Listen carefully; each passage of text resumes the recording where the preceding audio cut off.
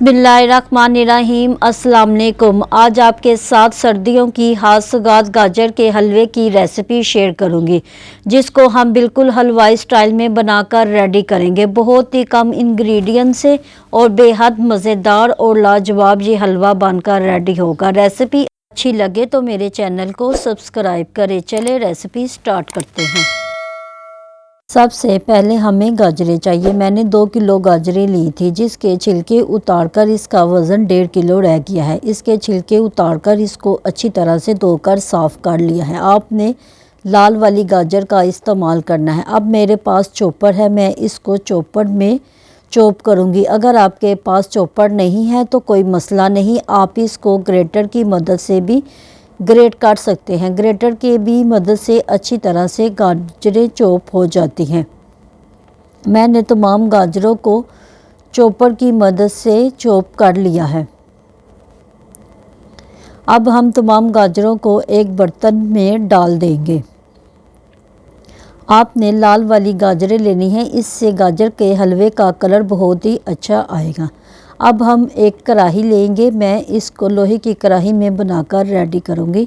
आप भी कोशिश करें कि इसको लोहे की कढ़ाई में बनाकर रेडी करें। आपने इसको थोड़ी देर के लिए अच्छी तरह से भून लेना है कि इसका थोड़ा सा पानी अच्छी तरह से खुश्क हो जाए। जब इसका पानी खुश्क हो जाए तो अब हम इसमें दूध का इस्तेमाल करेंगे। मैंने 2 किलो गाजरें ली है और इसमें तकरीबन 1 लीटर दूध का इस्तेमाल किया है। आप दूध इससे ज़्यादा भी इस्तेमाल कर सकते हैं। दूध को डालने के बाद अब हम इसको अच्छी तरह से मिक्स करेंगे। आपने गाजरों को दूध के साथ अच्छी तरह से मिक्स कर लेना है। 1-2 मिनट के लिए आपने इसको अच्छे से भून लेना है। जब ये 1-2 मिनट के लिए आप इसको भून लें तो अब हम इसको कवर कर देंगे तकरीबन 4 से 5 मिनट तक, ताकि हमारी गाजरें भी थोड़ी सी सॉफ्ट हो जाए और दूध का मॉइस्ट भी थोड़ा सा कम हो जाए। इसको अच्छी तरह से मिक्स करने के बाद अब हम इसमें चीनी शामिल करेंगे। मैंने 1.5 कप चीनी का इस्तेमाल किया है।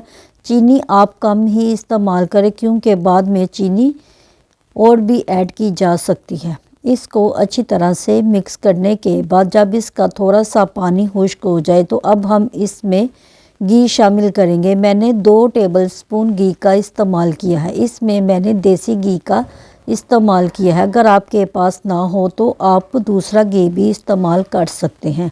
अब हम इसमें एक सीक्रेट चीज़ का इस्तेमाल करेंगे, क्रीम का। आप टेट्रा पैक वाली क्रीम का भी इस्तेमाल कर सकते हैं, लेकिन मैंने इसमें घर की मलाई का इस्तेमाल किया है। क्रीम के इस्तेमाल से इसका टेक्सचर, इसका फ्लेवर बहुत ही क्रीमी बनकर रेडी होगा। आपने क्रीम डालने के बाद इसको अच्छी तरह से भून लेना है और इसमें अब हम 3 से 4 इलायचियाँ शामिल करेंगे। इलायचियों को आप पहले भी शामिल कर सकते हैं, लेकिन मैं भूल गई थी इसलिए इसको अभी शामिल किया है।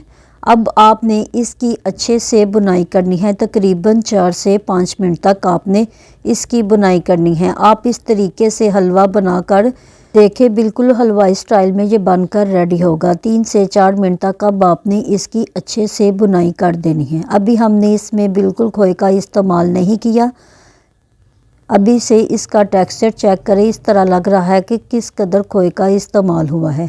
3 से 4 मिनट तक आपने इसकी अच्छे से बुनाई करनी है। हमने सिर्फ 2 टेबलस्पून घी का इस्तेमाल किया है, क्योंकि मलाई से ही घी निकल आता है।